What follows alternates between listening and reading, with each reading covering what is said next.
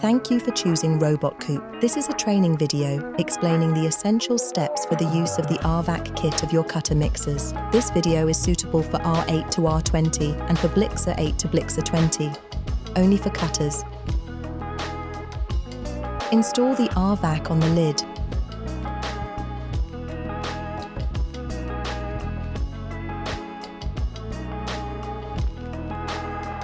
Lock the R-VAC with the pusher.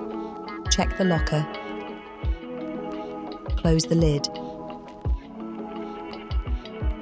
Reheat the vacuum pump for 15 minutes.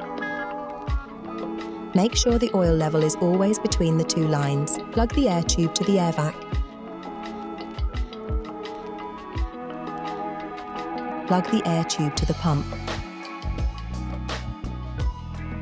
After using, to open the lid, you need to depressurize. Open the tap from above. Unplug the tube.